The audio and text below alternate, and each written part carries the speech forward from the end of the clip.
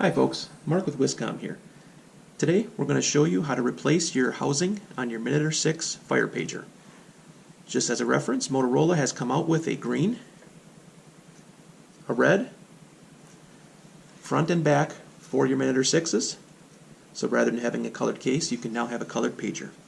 But before we get started, in the background you can see all the replacement parts that we currently offer for the Minitor 6. It's really nice, no soldering needed for just about all these replacements. You have the speaker, you have the buttons, you have the knobs, the volume controls. It's actually a very nice design. So let's go ahead and get started. As I'm cleaning this up, please note that we will have links in the comments below where you can reference any of the parts you see here. They are available on shopwiscomm.com. So the first thing we're going to do here, here's your pager. We're going to go ahead and pull the knobs off. They pull straight up from the pager. Sometimes it takes a little bit more force than others. Other times they pop right up. Next thing we're going to do is we have to take the belt clip off on the back. There's a little tab here. Just pull up on the tab, push up on the belt clip, and it'll slide right off. Next thing we want to do is take the battery off. Make sure this is red, and then just push your battery right off. Easy enough. There is crab nuts on the top of the pager. We do sell a crab nut removal tool. If you don't want to spend the money, you can simply take a screwdriver, place them in the slots, and spin them off.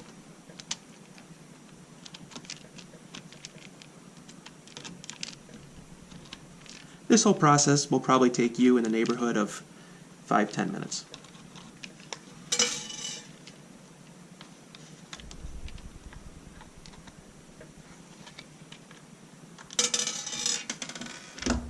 If you'd happen to lose any parts, like I said, we do sell replacement parts, so don't worry about that. There will be 4 grommets. 1, 2, 3, 4. These I've already taken out. Just take a screwdriver, push them in, and pull those out. Again, I did lose one of the grommets when I was taking this apart.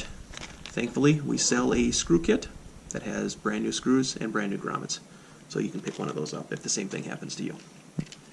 There'll be 4 screws you have to remove. 1, 2, 3, 4. Once you have those removed, you can use a dismantling tool. We do sell these as well. Or you can simply put your nails in the side and pop it open. And there's the back of your case. Now this is what you have. I did pre-remove one screw. There'll be one screw here holding the board down. So remove that screw. It's just a standard Phillips head. And now you're ready to dismantle the pager. We'll pull up and down to remove the main circuit board. This last piece will be connected here. I'll show you how to take this out.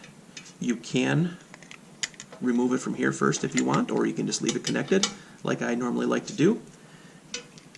This chrome piece here is just going to push right back. If you go on either end here, push this back. Of course you want to be careful with that. That'll pop out. There's the chrome piece. And then the bottom connector will just pop right out of the pager. And it's been disassembled. And like I said, if you want to replace your volume or channel controls, it just plugs in right here. That's another part that we do sell. Brand new. So if you have a problem with your volume, you can replace it very easily. We'll go ahead and put that to the side for a second. You'll see in your pager here, we have to take the speaker out and the buttons at this point. So the buttons simply just push out. Take your finger and just push those out. And the buttons will pop off, and again, it's another replacement part that we also sell. Take your Phillips head screwdriver.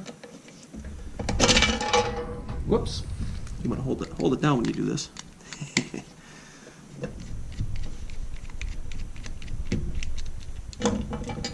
If you'd order a replacement speaker,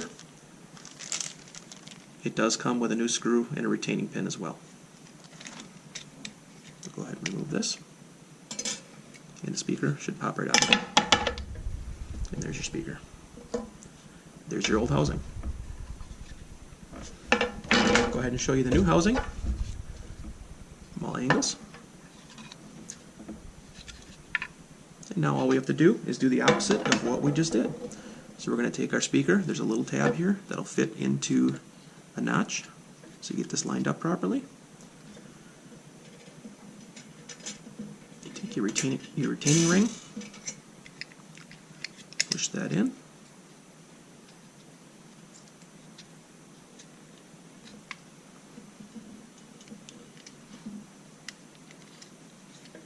The screw through.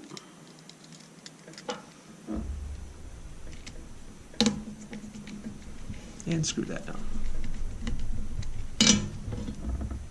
Your buttons will slide back in, just like that.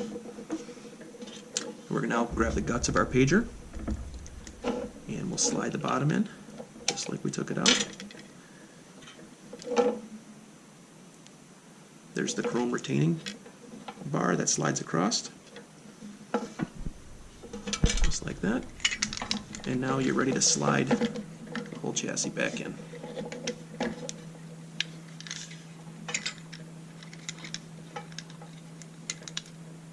Sometimes you have to work it a little bit to get her back in there.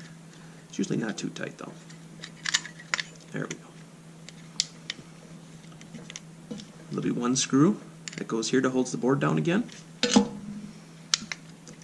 You put your crab nuts back on the top.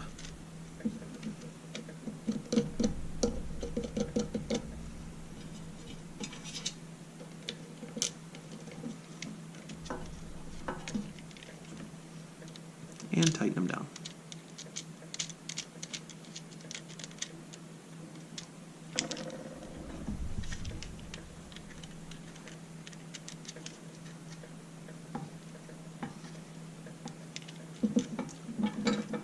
Back of your pager will just snap right back on.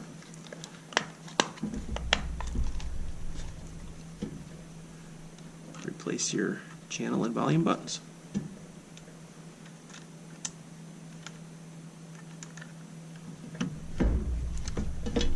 Reinstall your 4 screws. Reinstall your battery and your belt clip. And you are all set to go. Thanks so much for watching. We appreciate your business. Anything we can do to help, please let us know.